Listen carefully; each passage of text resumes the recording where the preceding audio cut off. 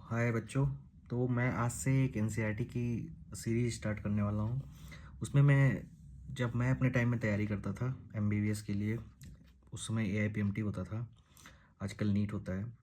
तो जो मुझे प्रॉब्लम फेस होती थी कि एनसीईआरटी में स्पेशली जो हिंदी मीडियम के बच्चे होते हैं उनको क्या क्या प्रॉब्लम हो सकती है, किस किस लाइन में फंसते हैं, और उनको एक ओवरव्यू नहीं मिल पाता पूरे एनसीईआरटी में कि कैसे क्वेश्चन को क्रैक करना है, कैसे क्वेश्चन क्रैक करना है ताकि आपके 360 में एटलीस्ट 350 प्लस मार्क्स हो जाएं। तो उस सब के लिए मैं सोचा कि मैं एक ऐसा सीरीज बनाऊंगा step by step line NCERT की, कि सब कुछ आपको नहीं रटना है एनसीईआरटी में, पढ़ना सब कुछ है, लाइन बाय लाइन सब कुछ पढ़ना है, each and everything line by line पढ़ना है।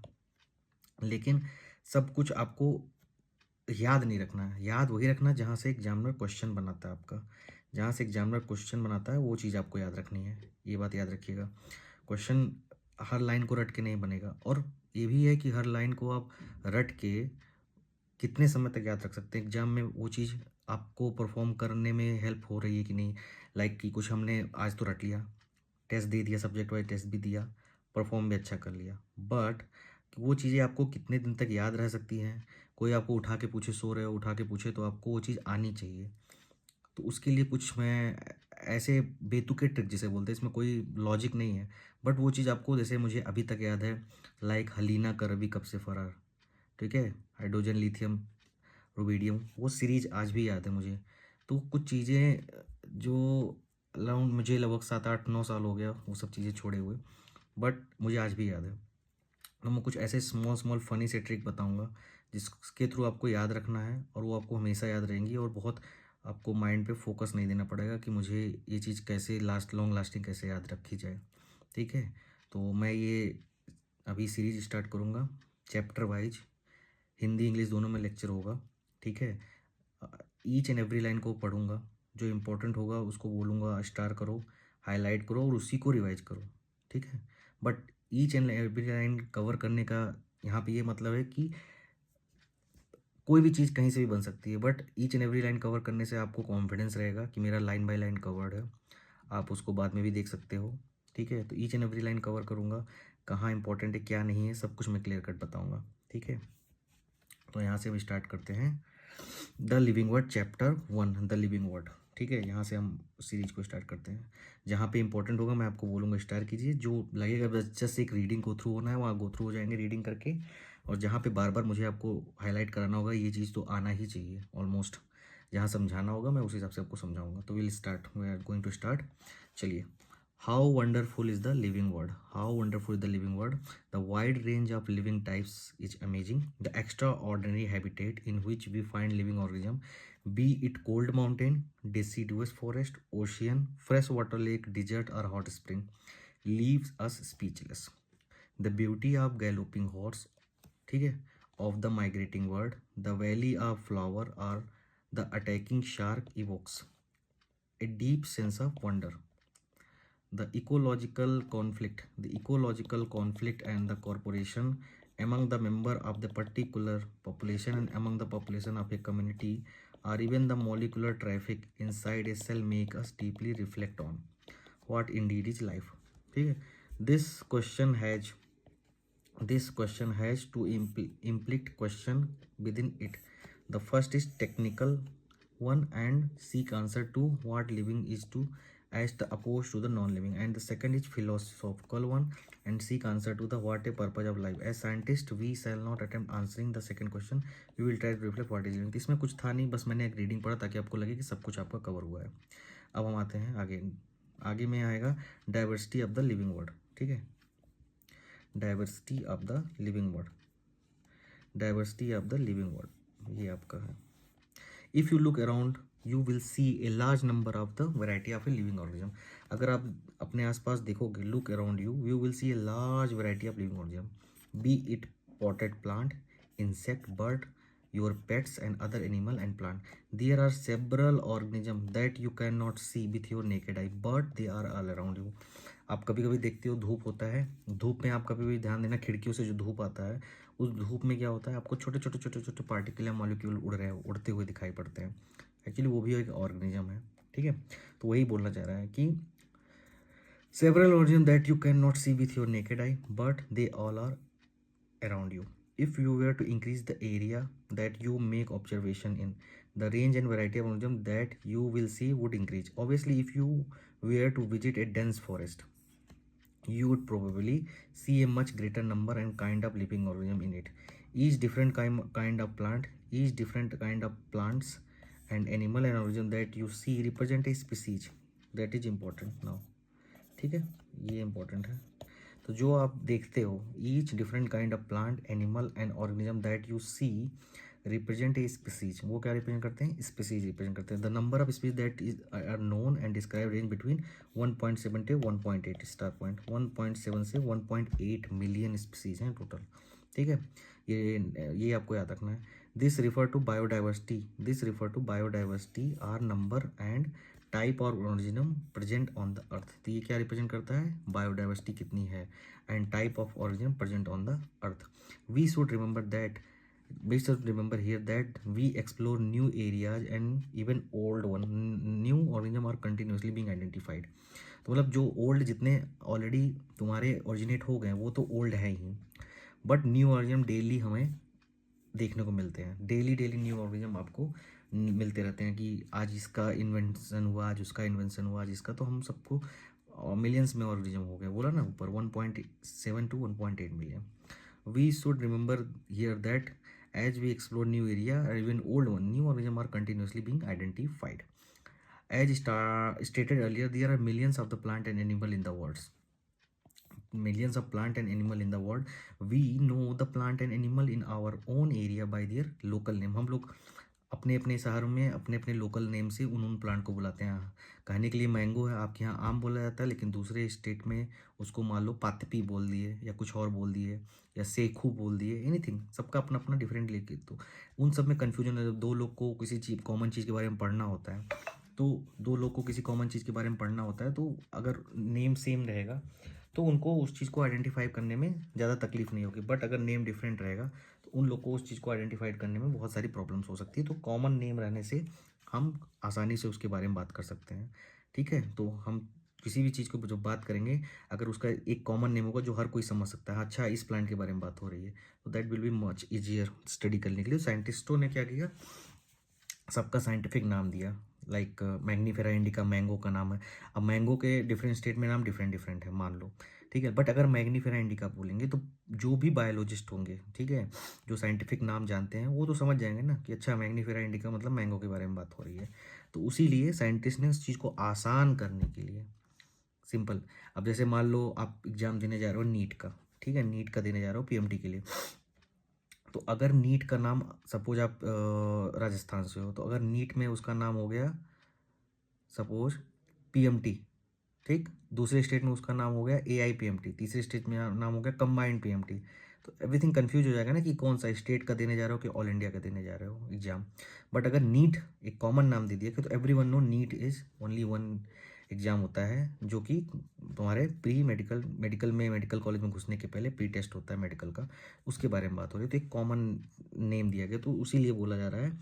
तो इसमें ये बोला जा रहा है, in our area by the local name, these local names would vary from place to place even within a country. ठीक है, कंट्री में भी उसका नाम अलग अलग होता है। Probably you would recognise that the confusion that would be created if we did not find way and means to talk each other to refer to organism we are talking about. Hence there is a need to standardise. अब यहाँ पे बोला standardise करने, name को standard नाम देना जरूरी है। of the living organism such as particular organism is known by same name all over the world. These process is called nomenclature। अभी इस नाम जो हम दे रहे हैं इसको बोलते हैं nomenclature। Obviously nomenclature are naming is only possible when the organism is described correctly and we know to what organism the name is attached। This is called identify। पहले हम उस organism को identify करेंगे, फिर उसका nomenclature देंगे। In order to facilitate the study, number of scientists have established procedure to assign a scientific name to each organism। There is acceptable to biologists all over the world। हम ऐसा नाम देंगे जो सारे ऑल ओवर वर्ल्ड के biologist जो होंगे वो उसको एक्सेप्ट करेंगे। For plant scientific name are based on agreed principle and criteria. मान लो प्लांट के बारे में बात कर रहे हैं तो उसमें जो साइंटिफिक नेम होता है वो बेस्ड होता है उसके स्पेसिफिक क्राइटेरिया पे। ठीक है, तो फॉर प्लांट साइंटिफिक नेम और बेस्ड ऑन एग्रीड प्रिंसिपल, क्या प्रिंसिपल पे एंड क्राइटेरिया कुछ होता है। which are provided in International Code for Botanical Nomenclature ICBN. International, ये इंपॉर्टेंट है, international code for botanical nomenclature, ये आपको याद रखना ICBN। ये क्वेश्चन आपका बन सकता है, यहाँ पे एक क्वेश्चन यहाँ से बन सकता है फुल फॉर्म के बेसिस पे। इंडियन कर सकते हैं, इंटरनेशनल कर सकते हैं, इंडोनेशियल कर सकते हैं, कुछ भी कर सकते हैं। तो आपको यहाँ पे याद रखना international code for botanical nomenclature. You may ask how are the animal named. अब एनिमल कैसे, उसका भी बेस्ड होता है ICZN, international code for zoological nomenclature, international code of zoological nomenclature ICZN। ये क्वेश्चन यहाँ से बन सकता है, international code of zoological nomenclature. The scientific name ensure that each organism has only one name. ठीक है, description of any organism should enable the people in any part of the world is arrive to same name. They are also insure that such a name has not been used for any other और known organism. Biologist follow universally accepted principle. तो biologist क्या करते हैं, they will follow universally accepted principle to provide scientific name to know the organism. तो क्या होता है बच्चा कि बायोलॉजिस्ट जो होते हैं वो फॉलो करते हैं universally accepted principle to provide scientific name to know the organism. ठीक है, each name has two component. ठीक है, the generic name, the specific epithet. तो एक चीज़ आपको याद रखना है, जब भी हम कोई नॉमेनक्लेचर करते हैं, नॉमेनक्लेचर, जब भी हम किसी चीज़ का नॉमेनक्लेचर जब भी हम आप नॉमेनक्लेचर करते हो किसी ऑर्गेनिज्म का, जस्ट वेट।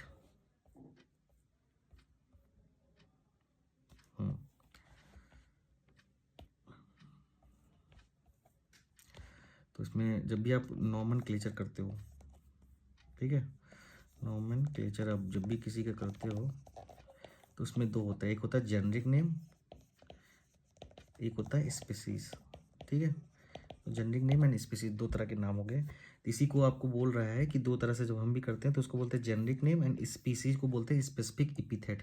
इसी को बोलते हैं स्पेसिफिक एपिथेट। ठीक है, इसको बोलते हैं स्पेसिफिक एपिथेट। ठीक है, ये आपका हो गया। तो इसमें दो पार्ट में डिवाइड करेंगे। अब जैसे the system of providing a name of two component is known as binomial nomenclature. अब हम इसका दो कंपोनेंट, एक कंपोनेंट तो ये हो गया, एक कंपोनेंट ये हो गया, तो दो कंपोनेंट हो गए, इसीलिए इसको बोलते हैं बाइनोमिनल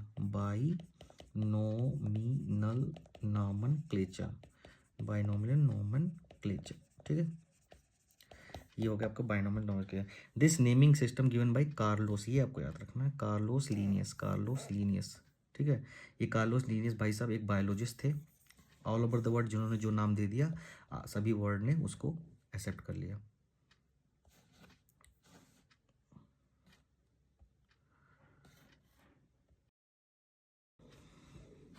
तो अभी यहाँ पे पार्ट 2 है।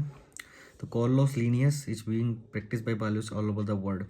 This naming system is using two word format using found convenient. Let us make example. अब हम यहाँ पे एग्जाम्पल देखते हैं, जैसे कि मैंगो का हम एग्जाम्पल लेते हैं। To understand the way of providing scientific name better, the scientific name of the mango is Mangifera indica. ठीक है, देखेंगे मैग्नीफेरा में क्या है, मैग्नीफेरा एक सेंटेंस, एक वर्ड है, इंडिका इज डिफरेंट वर्ड, दो वर्ड से बन के बना है। दिस इज बायोनोमियल नॉमेनक्लेचर, भी बायो मतलब आपको बताया था दो। ठीक है, तो ये हो गया Mangifera indica. Let us see how it is bionomical name. In this Mangifera represent, अब यहाँ से हम निकाल दिए मैग्नीफेरा रिप्रेजेंट जीनस। और ऐसे भी याद रखना है, जो जीनियस होता है वो सबसे आगे होता है, तो अब कन्फ्यूजन खत्म। जो पहला नाम होगा मतलब वो पहला है, मतलब वो आगे है, मतलब वो जीनियस है, genus. And indica is particular species, indica is species. ठीक है, तो ये इंडिका आपका स्पीसीज हो गया। आर स्पेसिफिक एपिथेट, ये भी याद रखना, दूसरा नाम भी याद रखना, नहीं तो कन्फ्यूजन हो जाएगा। स्पीसीज या specific epithet, but other universal rule of nomenclature follow. तो ये क्वेश्चन यहाँ से बन सकता है, यूनिवर्सल रूल ऑफ नॉमेनक्लेचर क्या होता है, कैसे फॉलो होता है। ये चार ऑप्शन दे सकता है, देखो इसमें चार ऑप्शन, 1 2 3 4, ये चार ऑप्शन हमको दिमाग में रखना है। Biological name are generally written in Latin and biological names are generally in Latin and written in italic. They are Latinized or derived from Latin irrespective of the origin. मतलब इसको आपको कैसे याद रखना है, जो बायोलॉजिकल नेम होते हैं, कोई भी बायोलॉजिकल नेम होता है वो जनरली लैटिन होता है।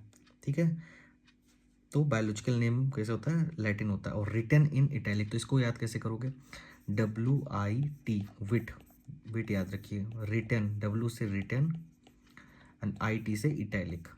ठीक है, अपोजिट उसका लैटिन कर लो। नेम्स लैटिन में होते हैं, लिखे जाते हैं इटैलिक में, चाहे किसी भी ओरिजिन के हो।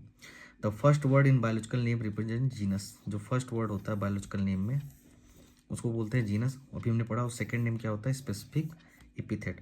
Both the word in biological name when hand written are separated underline or printed in italic to indicate their Latin origin, ठीक है। Both the word in biological name when hand written are separated hand underline or printed in italic to indicate their Latin origin, ठीक है, उसकी Latin origin पता लगता है। और ये तो हो गया 3। Both the word in biological name when hand written separately, तो हैंड रिटन जब लिखा जाता है तो उसको सेपरेट सेपरेट लिखा जाता है।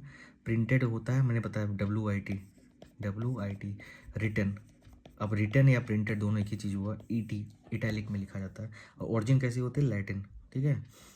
The first word denote the genus, पता है। स्टार्ट विथ कैपिटल, कोई भी नाम आप लिखते हो, लाइक आपका नाम है अभी अंकित, ANKIT अंकित, तो अंकित सिंह SINGH, ठीक है। तो S हो गया स्मॉल, A हो गया कैपिटल, तो first letter capital. While specific epithet that is species वाला start with small letter. It can be illustrated with name Mangifera indica, Mangifera में M देखो कैपिटल, I स्मॉल, ठीक है। तो ये आपका यहाँ पे 4 क्वेश्चन इस तरह से कोई बन सकता है, तो दिमाग में रखना है। तो चारों में क्या क्या है, पहला है जनरली लैटिन में होता है, और उसका रिटन किस में लिखा जाता है, रिटन लिखा जाता है इटैलिक में। ओरिजिन कैसा होता है, लैटिन, रिटन इन इटैलिक, विट याद रखना है।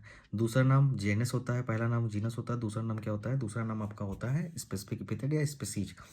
तो उसके बाद थर्ड कंपोनेंट क्या होता है, सेपरेट अंडरलाइन करके लिखा होता है, सेपरेटेड सेपरेटली लिखा जाता है, अंडरलाइंड होता है, और प्रिंट किया जाता है इटैलिक में, जिसका लैटिन ओरिजिन होता है।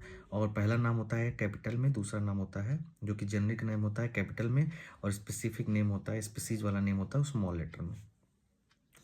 तो ये पेज 5 तक हम फर्स्ट पार्ट यहाँ पे फिनिश करते हैं। पार्ट 2 में आप देखेंगे पेज 5 से आगे का।